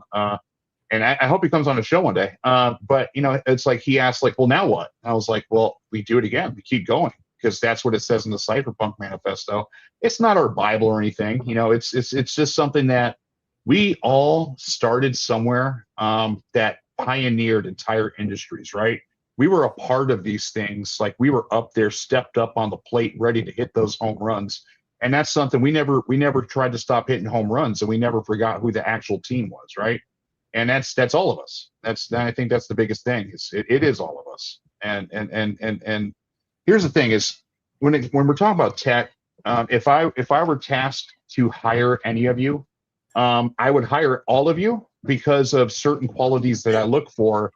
And here's the thing: is like, AI will never look for these qualities in the hiring process, ever, like moving forward. And I find that unique and interesting, that I'm able to have that the AI can't do, right? And my team and the teams I work with, and it's not just VP, we work with other projects too as well, right? We live this life. Is everybody has the talents and unique qualities about them in which I would never want to replace with an AI. I would never want to do that, because I see the level of what goes into it, and I'm just like, you just can't replace this, right? This is more than synergy. So it's something that I'm looking at the tech scene, and I think that everybody's going to wake up and value these things that I value as well, and understand that the AI can never do this. Even if it comes to AGI, even if it comes to, you know, super intelligence, I just don't think that. I think we're at a very big stepping stone in the tech industry, and they're going to have to see this firsthand. Like, this is something that's proven. You know, when I'm looking at things, I'm looking at passion. I'm looking at the human spirit. What's the vibe of what somebody wants to do, and why they want to be a part of something, right? And the AI just doesn't have any of these. These aren't the only things, but it just doesn't have these things. It's a tool to assist us, just like a computer was. But, you know, when we first came out with the computers, like, it was for basic shit. Like, it was a black screen, right? You can use an Excel kind of stuff, and it maybe worked. You know, it could print things. And, like, you know, Steve Jobs' biggest thing was he added fucking fonts to, like, Mac OS. Like, oh shit, we can actually make letters look cool. Like, these were big things back in the day and stuff, right? Now it's so much different. Now we take all this shit for granted. So I think I can foresee things, but I want to ensure that if we can be at the forefront of industries, and it's proven that we have been, and we are, all of us. And that's the thing, is that the new things that are being pioneered now, I think together collectively we can help guide these things in a harmonious, great way for humanity, right? And that's the thing, Chris, is, you know, when we look at these projects, and Mr. Miller here, we look at these projects. You mentioned something earlier. It is about the upliftment. It is about helping one another in this, because look around, like, it's like, who's fighting the good fight, and who's actually standing up for what it is that we love and enjoy. I myself love to write code. I like to tinker with things. Honestly, I just like to see how things work. I think that's really cool. And I think that a lot of, like, these genius minds, what they think is cool, I think is cool too, because they think it's cool. Right. And that's the thing, is I think these values just can't be replicated in any way. And with this said, I want to say again, cypherpunks write code. And there'll be, I'm not trying to be cryptic with this or anything like that, but I think it's a value that I want other people to love and understand as well. And if you don't know how, you can head over to shadowranch.xyz and start learning how. Excellent. Absolutely. And that's a great thing, right? We can empower each other to learn these things. And that was another thing too, Mr. Trelawney, that I was wanting to ask you is, we're working on a project, as you can see, that involves the Solana, it involves Solana. But the thing is like, I'm trying, myself am at the forefront of having to learn these things mostly just so I can see how that works, and so I can, at least value the amount of work that's going to need to go into, trying out these new ideas and running with new, new technology and new ideas. Looking at Solana and looking at when I go back to what I mentioned about computers and how they just made sense as I grew up, right? It makes sense that with these decentralized systems, I like to call them decentralized consensus systems, right? That's how my engineering brain thinks of it. In reality, it's so much more complex than that, but it makes sense because the whole thing about it is nobody can corrupt it and make it not make sense. And that's the kind of consistency I need when I'm looking at technology nowadays. Yeah, you can't unwind it. It's definitely in social, I guess it's social fi, they call it social media finance, but it's just a fancy way of saying it's kind of just a decentralized application for social media, and trying to run a community driven program through that. I think, running a decentralized autonomous organization, a DAO through that with the voting systems, calculated, I guess, the voting power calculated in that manner has been, it's been tried quite a few times. There's a couple people that have pulled this off. Actually, I got Joel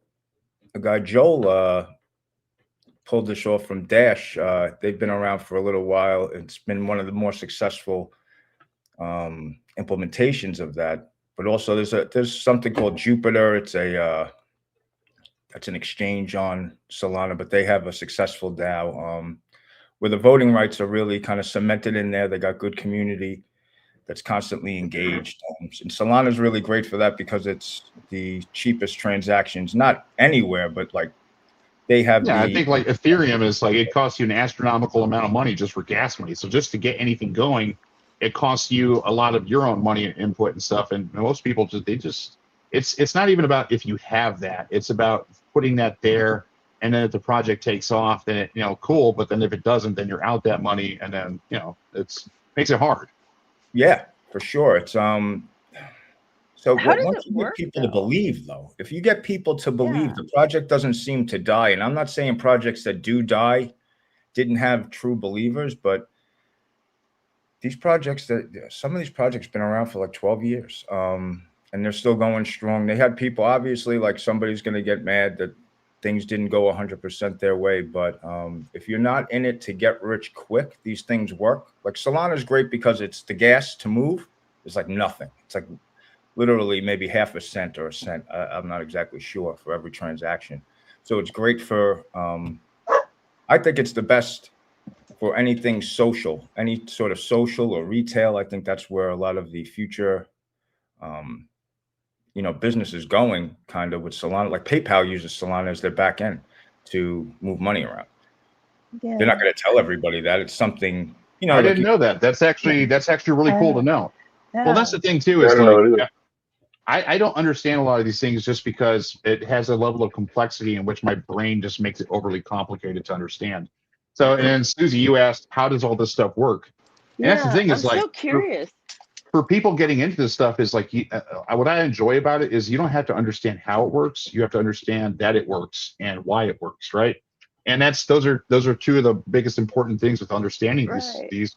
But I think these projects are cool. I think they're amazing, and I think that community aspect of it brings you to a sense of, hey, these people agree on the things that I believe in, and and it's consistent. These people stay around. They're there. They help one another.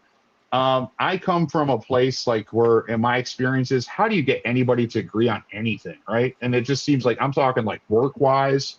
I'm not saying this with VP, but like in the past, like project-wise, group-wise, there's infighting, there's arguing. How do you get people to vote on stuff, right? And these are the things that I'm learning as it comes now. It's like, if we can't get people to agree on anything, how can other people get people to agree on anything? And I'm seeing that it's not a lost cause, right? People do come to consensus on things, and communities can't vote on things, right? 100%. You know, but I think something important to realize is even if you don't understand like how does this work, but it does work. Open source, you could just read. Like, so that's always kind of like the safety net that you have, that if you wanted to read about how something works, you know, like it's kind of, you're banging your head against the wall sometimes reading documentation, but it's there. There's proof. Okay, this is why it works. This is the entire guts basically of the program. With the voting, typically it's weighted in some way. Like if we all had a DAO right here of the 5 of us, but let's say Chris created the network that we're on, the platform, and it's his original vision. He could make everyone's equal, even though he brought us in. So we all have an equal vote. Or he could have the 3 top people have weighted votes, and then anybody who comes thereafter have an equal amount of their votes.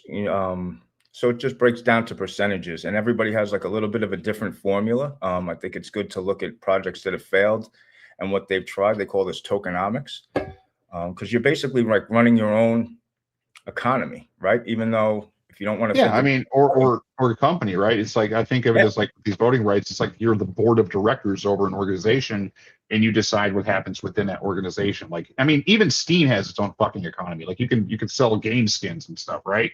So it's not far fetched with these things, but the human aspect of these things. Chris, if he created the network, and then he gets mad for whatever reasons, or life things happens, and he has to dip out, he can set the vibe for the rest of everybody, and we all kind of feel hopeless. You know, our leader left, and then nobody votes, right? And so I think what is it? Putin said that democracy is not the best way. I disagree. I think that everybody should have a voice and a say. And if you're living in a community, in a society, like, you know, you have to do right by your neighbors and stuff. You have to do right by, you know, the people you're around, especially in online communities. Here's the thing is, like, I just don't believe in fucking communism. I just don't believe in one person calling all the shots. I do believe in leaders stepping up to the plate and, you know, like showing others how to hit the ball. And that's the thing is all this is new to me as I'm learning it. And what's really conflicting and bothersome to me mentally is when I go look at like news.google.com, or I see the bullshit happening as far as like the privacy violations. And as Mr. Miller here showed us, like, did anybody vote on this AI thing that's going to be used to go through all the documents and shit? But here's the thing too, is also in the sense of if we created a DAO, if we have if we're using Solana, and as you mentioned, it's all open source, you know, with the Department of War, they just took the guardrails off of like Anthropic. They got them by the balls. They said, you either take the guardrails off and the training wheels off, or, you know, we're going to rip your balls off, basically. And they did. But now I can use this to scan my code and find me any vulnerabilities within it, just like it did with OpenSSL. So now I can use the AI on top of something that a human built, and to secure it from other humans, you know, trashing it, basically. Yeah, it's useful for that. Like, it's so I'm seeing arguments, and especially now, like on Telegram, somebody's mentioning like, you know, AI, like I don't want anything to do with it. It makes sense, right? When AI first came out, I didn't want to adopt it. Like I was like, this is fucked up. But then, you know, it's like once I got to it, I've actually learned more, I think, with programming by using the AIs and seeing like what concepts it comes up with and what ideas it tells me. It basically, it doesn't call me fucking retarded. It doesn't call me fucking stupid. It doesn't use any names. It doesn't put me down. And that's the thing is, like, in the open source community, for somebody like me that has, you know, it's harder for me to learn. I have to work 50 times harder than everybody else to be at the level of knowledge that they are at. And this has kind of been like how it was in the past, is that when you try to learn these things, people are just dogging you, right? But I've also been in leadership positions where I've had to put out fights where people were arguing over what text editor to use. I basically just said, hey, shut the fuck up. Like, this is dumb as shit. Stop arguing over this. And they stopped, and then everything went back to normal. So I'm learning all of this stuff from the tech side and from the human side. And I'm trying to see where the balance is when we put it all together. So this is probably one of the, especially with your background, I think that diving into all of this, you know, the blockchain, the smart contracts, you know, the DAOs, all of this in its totality is going to be kind of like a cool adventure, because once you deploy a smart contract, theoretically, that's it, right? Like there is no taking this back. So you wrote code that will be just it's autonomous. That's it. It's running. This is exactly what I'm supposed to do. So that needs to be pretty bulletproof too, when you're dealing with, anything financial, obviously, but even with, a DAO or a disagreement in your business, if you leave a loophole that you didn't foresee, and then somebody is able to exploit that, or even if the person writing it wrote it on purpose so they can exploit it and taking kind of advantage. So it's an interesting space to look at the vulnerabilities and just the way everybody is approaching things. The best people are here and the worst people are here. Like that's everywhere though, right? Like, but in tech, you can almost say that with like a very definitive statement. The best are here and the worst are here. So it's kind of like us versus them, and whoever builds the best shit wins. So we have to build the best shit. And that is true. We have to definitely build the best shit. But you know what? That's the thing is like with everything that we believe, guys, and all the stuff that we see going on, I think it's we all can agree on the same things. But one thing that I hope that you all can agree on is I enjoy all of your company, and it's been an absolute delight for everybody to be here. I say we close this out. We've had a hell of a day today over at VP, but the guys are working strong. I want to make sure everybody gets some food in their bellies, and we close out for the night. So if anybody has anything left to say or any outros or anything, now's the time before we all head out. No, I just want to say this Saturday. Oh yeah, go ahead. No, I was just going to give a shout out to the Privacy Dad for writing Privacy Dad, absolutely stuff out. Definitely. Absolutely, yeah, we appreciate that. That's right up the top there, the privacydad.com. Check it out, a lot of cool articles there. But I just want to say that this Saturday we have, thanks to Christopher, he set this up for us. We have Joel Valenzuela from Dash, which is actually the first and longest running DAO. So we've just been talking about DAOs tonight. So if you guys thought that was interesting tonight, definitely going to be talking about that a lot and kind of hearing firsthand experience, because I mean they were doing that before anyone really was. So obviously they had to kind of learn as they went along the way. So I'm sure they got a lot of cool, interesting stories about how that all works. And that's what I'm looking most to is these are pioneers of the things that I don't have a full grasp on, and it's really cool to me to see that. I hope other people can see that it's cool too. Do I understand it? I want to, and I hope that others do too. So Nathan, Susie, you guys got anything to say? Close out? Yeah, I'm just excited, for all the networking that we've got going on here, and happy to see Joel on this weekend, and that's about it.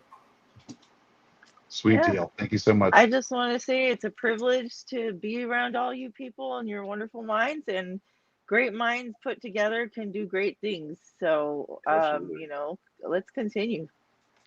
Definitely. And we can do great things, and we can do better things than AI because, we got that razzle and we got that dazzled.